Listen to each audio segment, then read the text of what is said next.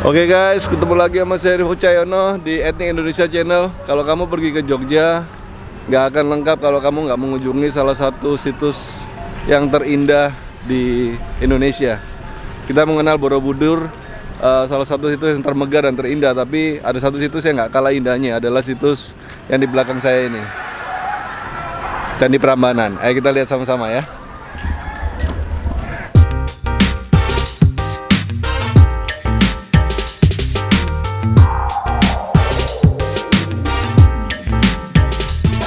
Oke teman-teman, Candi Prambanan saat ini udah sangat indah sekali, sangat bagus sekali, sangat profesional sekali kalau menurut saya. Parkirannya sangat besar, tempatnya begitu bersih dan kayaknya sangat tourifable ya. Sangat mudah sekali untuk turis-turis untuk datang ke sini. Jadi sangat senang sekali kalau melihat istilahnya situs-situs peninggalan sejarah, peninggalan leluhur itu dijaga dengan begitu luar biasa. Tiket yang di sini berapa tiketnya? Dewasa 50, anak-anak 20. Dewasa 50.000, anak-anak 20.000 ya. 25.000 ya. Ini tiket yang menurut saya sangat masuk akal lah kalau melihat kebersihannya dan kemudahannya kita ada di sini. Pintu masuknya juga dijaga sangat ketat, kayaknya ada metal detektor, ada pemeriksaan segala macam ya. Jadi ini salah satu bukti keprofesionalitasnya lah, sangat keren. Pasnya diperiksa, dompet diperiksa. Ya, datang dari kota mana? Oke, diperiksa. Surabaya. Silakan, makasih tiketnya scan di dalam. Oke, makasih ya Mbak. Ya, silakan. Itu mau jalan sendiri. Jalan sendiri apa Mbaknya?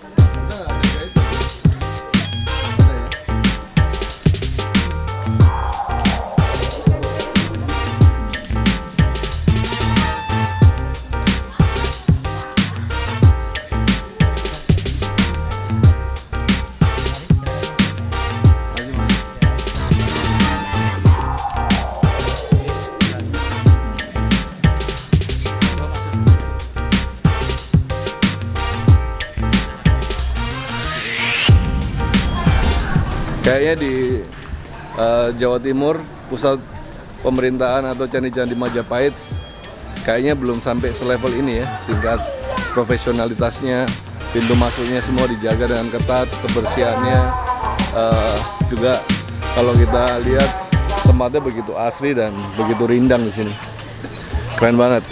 Kayaknya di situs-situs lain di Indonesia harusnya diolah dan dijaga dan dilestarikan seperti Candi Prambanan dan Candi Borobudur ya. Kelihatan sekali begitu luar biasanya. Oke teman-teman, supaya kita nggak salah informasi, kalau saya pergi ke tempat-tempat situs, walaupun kadang-kadang kita udah tahu kira-kira ceritanya seperti apa, paling bagus kita cari juru kuncinya, atau kalau tempat ini mungkin bukan juru kunci ya, tapi guide-nya, supaya informasi yang kita dapetin mungkin bisa lebih lengkap lagi lah. Oke?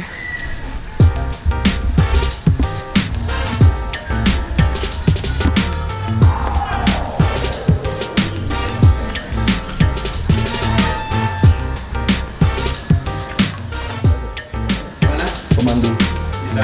Ya. Oke. Pakai Indonesia atau? Indonesia. Iya.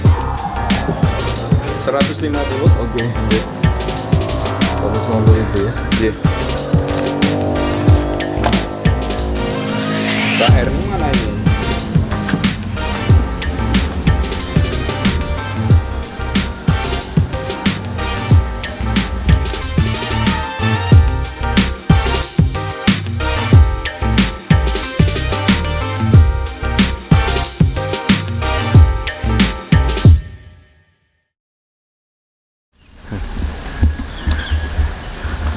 Mari.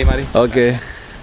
Udah masuk ke candi yang lainnya? Belum. Ini baru pertama ya. Oke, iya. Oke guys, akhirnya kita dapat pemandu. Pak siapa Pak? Pak Miko. Pak Miko ya. Iya. Pak Miko ini yang akan mandu kita hari ini guys, untuk di Candi Prambanan Pak ya. Prambanan, iya. Candi Sewu sama Prambanan satu berdampingan atau? Satu lokasi. Satu lokasi, Pak, ya? Cuma bedanya Candi Prambanan ini Candi Hindu. Oke. Kalau Candi Sewu di sebelah utara sana Candi Buddha. Oke, oke. Ya, jadi latar belakang agamanya berbeda. Cuman saling berdampingan. Pak? Saling berdampingan. Kenapa bisa begitu? Karena dulunya antara abad 7 dan 9 itu ada dua dinasti, Oke. yaitu dinasti Sanjaya dan dinasti Sailendra. Sailendra sama Sanjaya ya? Ya, Sanjaya yang membangun Candi Hindu, Sailendra yang membangun Candi Buddha. Budaya. Seperti di Borobudur itu juga Sailendra. Sailendra ya? Iya. Tapi di abad yang sama, Pak? Abad Maksudnya sama, di antara itu, antara 7 dan 5. Pembangunannya juga bersamaan. Oh, ya. oke. Jadi Borobudur sama Prambanan itu hampir bersamaan, tapi selesainya duluan Borobudur. Oke. Gitu. Ya. Selesainya duluan Borobudur ya? Karena ini di Pugarnya bagus banget, Pak ya? Iya. Untuk apa? Untuk maksudnya di Pugar, ya Iya, semuanya dulu kan Prambanan. rusak semua, Iya. hancur semua Iya. ya. Bapak pernah kesini dulu? Dulu pernah waktu kecil saya kesini masih, waduh masih enggak Masih, ini. ya, Ha. belum selesai semua. Dan Belum selesai selesai semua. juga belum selesai sekarang, masih banyak yang Masih terus ya, terus diteruskan ya. Yang sebelah sana itu ada satu yang masih Oke. dalam restorasi, masih kurang banyak ya. Tapi nanti kalau jadi kayaknya megah banget nih, Pak. Kalau jadi semua iya, Wah. ya. Kalau jadi semua ya. Tetapi kan tidak mungkin dibangun semua. Ya, Kenapa? pasti ada yang kurang ya. Batunya Batu-batunya banyak yang ya. kurang ya. Batunya banyak yang kurang. Loh, gini ini diolah pemerintah atau swasta sih, Pak? Ini kalau candinya masih pemerintah, ya. Tapi kalau objek yang di sekitar sini, pada objek pendukung, Oke. ini masuk dalam BUMN. BUMN ya. Nah, Badan Usaha Milik Negara, ya. Yang menangani Borobudur, Prambanan, sama Oke. Ratu Boko itu satu Satu PT, ini satu tuh. Makanya profesional banget ya. Iya. Kebersihannya ini jaga ya. Oke. Pemugarannya ini udah jalan berapa tahun nih, Pak? Kalau dihitung lama banget ya, karena pertama kali yang membangun ini kan Candi Prambanan dibangun pertama kali oleh pemerintah Belanda. Heeh. Karena ditemukan juga yang menemukan orang Belanda dulu. Oke. Namanya Sealon ya, Cornelius Antionus Loon tahun 1733 penemuannya. Cuma pada waktu itu kan belum ada foto, belum ada kamera ya. Makanya ada foto di sebelah sana, nanti bisa kita lihat penemuan pertama, fotonya maksud saya tahun 1814. 1814 itu penemuan batu pertama sama Belanda ya. Foto pertama. Foto pertama, Pada oke. waktu itu. Tapi sebelumnya itu udah ini Sudah ditemukan, cuma nggak ada. belum ada gambarnya. teknologi foto masih ya. Kemudian pemerintah Belanda mulai menyusun, tapi mereka nggak bisa menyelesaikan karena sulit pertama kali. Kenapa? Karena nggak ada gambar, nggak ada foto, nggak ada lukisan. Contohnya kayak apa? Oke. Jadi merehabnya itu lebih sulit daripada membangun. Oh iya pasti Ya lah. kan, karena nggak ada contohnya. Ya. Makanya candi yang paling besar, yang tengah itu Candi Siwa, yang tingginya 47 Yang meter. paling gede itu ya. Itu membutuhkan waktu lebih dari 100 tahun Untuk membangun kembali, merestorasi. Oke. Nah terus gambaran yang awal yang ditemuin bentuknya seperti ini dari mana, Pak? Makanya sistem batunya di sini pakai batu berkait. Batu berkait ya. Jadi setiap batu itu ada Kayak kaitannya. puzzle gitu ya? Ya, betul. Ya. Puzzle. Correct, ya. Yes, the correct word is puzzle. Ya. So they try one by one. Ya. Dicoba satu batu demi satu batu. Ya. Oke. Keren. Kita masuk ke ruangan. Saya pinjam mau ini loh payung bapaknya. Ya. Pakai payung saya bisa. Sudah ya. Makasih, Pak. Oke, saya tunjukin foto waktu semua pertama kali. Oke. Keren.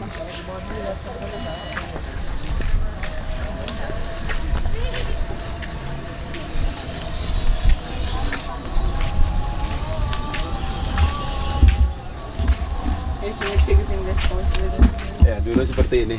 Oke. Hancur total, ya kan? Heeh.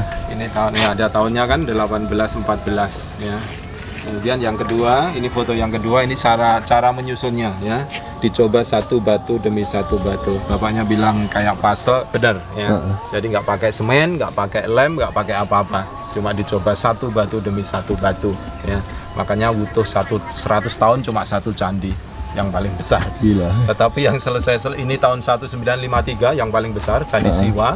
Setelah selesai tahun 1953 yang paling besar, yang lainnya lebih mudah, lebih cepat ya, karena sudah tahu bentuknya kayak apa ya. Tapi di Candi Prambanan sulit juga karena di sini totalnya ada 240 candi. Wow, Ya, ini seperti itu. peta atasnya ya. Seperti itu. Yang selesai sekarang baru 20. Baru 20 Pak. Yang berdiri itu baru 20. Jadi masih kurang Masih 100. 220 lagi.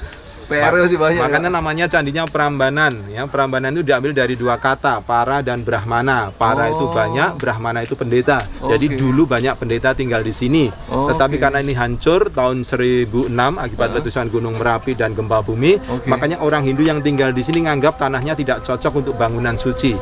Makanya mereka pindah, mereka takut dengan Merapi. Merapi kan sangat aktif. Makanya mereka pindah ke arah timur, ke Jawa Timur, di Bromo, Ijen, dan akhirnya menetap di Bali.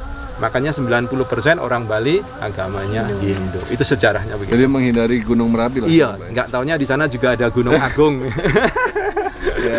Sama aja. Jadi ini keruntuhannya bukan karena peperangan Pak ya? Bukan, karena letusan Gunung Merapi. Karena itu ada prasastinya ya. Prasasti itu namanya Pralaya. Yang bertahun 1006. Pralaya itu artinya banyak orang mati, meninggal karena gempa bumi ya. Begitu ya. Ya, sama kayak Borobudur juga Pak ya? Sama, Borobudur juga hancurnya akibat letusan Gunung Merapi itu sama. Ya. Mantap. Sistem kayak gini Pak ya. Jadi satu batu ada kaitannya. Ada noknya ya? Iya, ada gitu. Ini ada noknya ya? Yang mana yang paling cocok ya. Kemudian jenis batunya mereka menggunakan batu andesit. Batu andesit ya? Batu andesit itu dari lahar Gunung Merapi yang lama-lama menjadi batu ya. Kemudian keras seperti ini ya. Makanya mereka bangun candi di sini. Ada alasannya itu. Kenapa? Karena di belakang candi ini ada sungai, namanya Sungai Opak.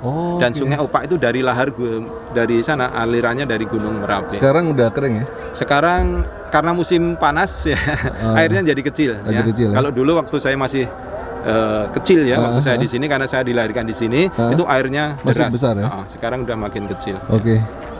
Jadi Pak, sebenarnya batu keruntuhannya Candi Prambanan ini bukan karena lahar atau ini ya, cuman gempa ya? Gempa ya, gitu. Jadi istilahnya batunya tidak sampai berkeping-keping hancurnya ya? Enggak ya, tapi di sini batunya banyak yang hilang. Kenapa? Karena banyak diambil oleh penduduk untuk membuat rumah. Zaman ratus-ratus tahun yang lalu ya? Termasuk rumah saya. Pondasinya waktu saya betulin rumah saya, pondasi rumah saya itu juga dari batu candi. Karena ini udah enak ya, tinggal nata aja kan. Pondasinya ya. Karena ada anggapan orang tua dulu kalau bangun candi dengan rumah dengan batu candi, rumahnya akan menjadi lebih kokoh. Blessing from the God. Jadi ada rahmat dari Tuhan yang karena batunya dari batu suci lah istilahnya. Istilahnya begitu. Jadi kayak gini-gini ini berarti tempatnya pendeta, Pak? Pendeta, satu yang candi, kecil-kecil ini ya. Satu pendeta. Ya. Jadi dulu banyak pendeta, makanya namanya Prambanan. Di dalamnya kosong. Ya. Jadi tidak ada nama, tidak ada patung, tidak ada aja ya? Nggak ada. Kalau ini yang pertama aja, tingkatan pertama nanti ada nama-nama dewa dalam agama Hindu, yaitu Siwa, Wisnu, Brahma, gitu. Ya. Keren.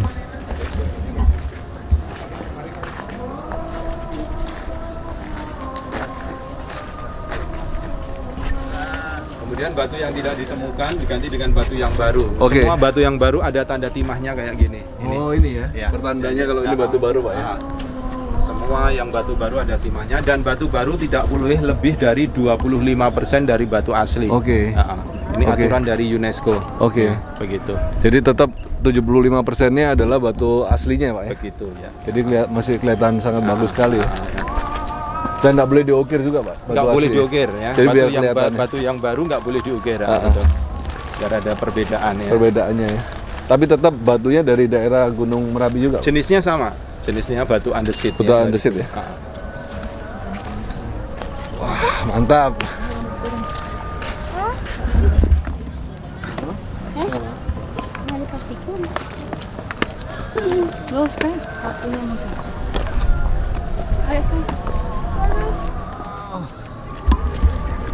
Keren banget. Bagus banget ini.